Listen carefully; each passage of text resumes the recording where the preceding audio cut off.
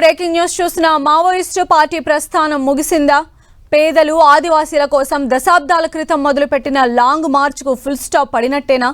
Maoist party అనధికార supreme leader లొంగిపోవడం ఆ party ప్రస్థానాన్ని చివరి అంకానికి చేర్చినట్టే చెప్తున్నారు విశ్లేషకులు. ఇప్పటికే మావోయిస్టు పార్టీ అగ్రనేతలు కొందరు ఎన్కౌంటర్లలో మృతి చెందితే మరికొందరు అడవిని వదిలి జనంలోకి వచ్చారు. నంబాల కేశవరావు ఎన్కౌంటర్ తర్వాత మావోయిస్టు పార్టీని నడిపిస్తున్నట్లు చెబుతున్న దేవ్జీ అలియాస్ తిప్పరి తిరుపతి లొంగిపోయారు. ఆయనతో పాటు తెలంగాణకు చెందిన మరో ముగ్గురు కీలక నేతలు జనజీవన స్రవంతి బాటలోకి అడుగు పెట్టడంతోనే మావోయిస్టు పార్టీ ప్రస్థానం దాదాపుగా ముగిసినట్టుగా అనిపిస్తోంది. మిగిలిన అతి కొద్ది మంది మావోయిస్టులతో ఆ ఉద్యమం ఎంతకాలం మనగలుగుతుందనేది ప్రశ్నార్థకంగా మారింది. కేంద్రం నిర్ణయించిన మార్చి 31 డెడ్ లైన్తో మావోయిస్టు పార్టీ లాంగ్ మార్చ్కు డెడ్ ఎండ్ కు చేరుకుంటుందని అనిపిస్తోంది. దశాబ్దాలుగా అజ్ఞాతంలో ఉండి పార్టీ కార్యకలాపాలను నడిపించిన నలుగురు సీనియర్ నాయకులు పోలీసుల ముందు లొంగిపోయారు. పొలిట్ బ్యూరో సభ్యుడు Tippiri Tirupati alias Devji alias Kummudada, central committee సభ్యుడు మల్లా రాజిరెడ్డి అలియాస్ సంగ్రామ్, తెలంగాణ రాష్ట్ర కమిటీ కార్యదర్శి బడే చొక్కారావు అలియాస్ దామోదర్ అలియాస్ జగన్, రాష్ట్ర కమిటీ సభ్యుడు నూనె నరసింహారెడ్డి అలియాస్ గంగన్న అలియాస్ సన్ను అధికారికంగా లొంగిపోయారు. వీరు 40 ఏళ్లకు పైగా అజ్ఞాతంలో ఉండి మావోయిస్టు పార్టీ కార్యకలాపాలను నిర్వహించారు. తెలంగాణ రాష్ట్ర కమిటీకి చెందిన అగ్రనేతలు లొంగిపోవడంతో రాష్ట్రంలో మావోయిస్టు కార్యకలాపాలు పూర్తిగా నిర్వీర్యం అయ్యాయని డీజీపీ శివధర్ రెడ్డి ప్రకటించారు. జనజీవన స్రవంతిలోకి వచ్చిన మావోయిస్టుల హక్కులు కాపాడేందుకు ప్రయత్నిస్తామన్న డీజీపీ శివధర్ రెడ్డి అవసరమైతే వారి ప్రాణాలకు తమ ప్రాణాలు అడ్డు వేస్తామని హామీ ఇచ్చారు. ఇంకా 11 మంది అజ్ఞాతంలో ఉన్నారని, వారు కూడా త్వరగా జనజీవన స్రవంతిలోకి రావాలని పిలుపునిచ్చారు.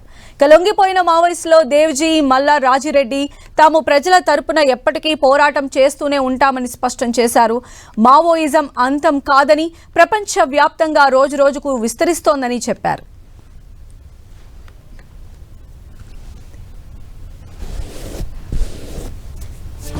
మరిన్ని అప్డేట్స్ మా ప్రతినిధి సైదులు అందిస్తారు. సైదులు.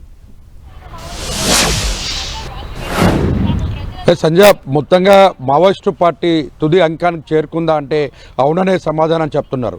మొత్తంగా చూసుకుంటే కీలకమైన నేతలు మావోయిస్టు పార్టీ జాతీయ ప్రధాన కార్యదర్శిగా కొనసాగుతున్న దేవ్జీ అలియాస్ తిప్పరి తిరుపతి పూర్తి స్థాయిలో కూడా ఆయనతో పాటు మరో ముగ్గురు, మొత్తం నలుగురు కూడా నిన్న డీజీపీ శివధర్ రెడ్డి ఎదుట లొంగిపోయిన పరిస్థితి మనం చూసాం. మొత్తంగా వ్యక్తుల మీద ఆధారపడి ఏ ఉద్యమం పార్టీ ఉండదు అని కూడా రాజకీయ పార్టీలకు సంబంధించినటువంటి నేతలు విశ్లేషణ చేస్తున్న పరిస్థితి. ఎందుకంటే మావోయిస్టు పార్టీలో కీలకమైన నేతలు ఆ ఉద్యమాన్ని వీడి జనజీవన స్రవంతిలోకి చేరినప్పటికీ ఆ ఉద్యమంలో పాల్గొంటున్నటువంటి కార్యకర్తలు కావచ్చు, నాయకులు కావచ్చు, ఇంకొంతమంది సంబంధించిన బాధ్యతలు తీసుకునే అవకాశాలు ఉన్నాయని కూడా ఆ చర్చలు కొనసాగుతున్నాయి. మొత్తంగా చూసుకున్నట్లయితే కేంద్ర హోంమంత్రి అమిత్ షా కేంద్ర ప్రభుత్వం చేసిన ప్రకటన డెడ్ లైన్ మార్చి 31, 2026 నాటికి భారతదేశంలో మావోయిస్టు రహిత దేశంగా చేస్తామన్న ప్రకటనకు నెల రోజుల ముందే భారతదేశంలో కీలకమైన పరిణామాలు చోటు చేసుకుంటున్నాయి. జాతీయ ప్రధాన కార్యదర్శికున్న తిప్పరి తిరుపతి దేవ్జీ పూర్తి స్థాయిలో కూడా ఆయన లొంగిపోయారు.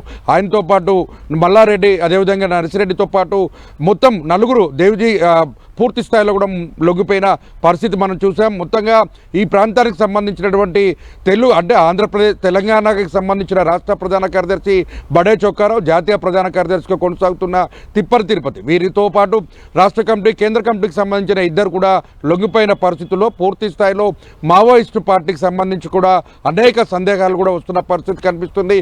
మొత్తం ఇంకా తెలంగాణ క్యాడర్కి సంబంధించి కూడా 11 మంది మావోయిస్టులు ఇంకా బాధ్యతల్లో కొనసాగుతున్నారు. వీరంతా అజ్ఞాతంలో ఉన్నటువంటి పరిస్థితి కనిపిస్తుంది.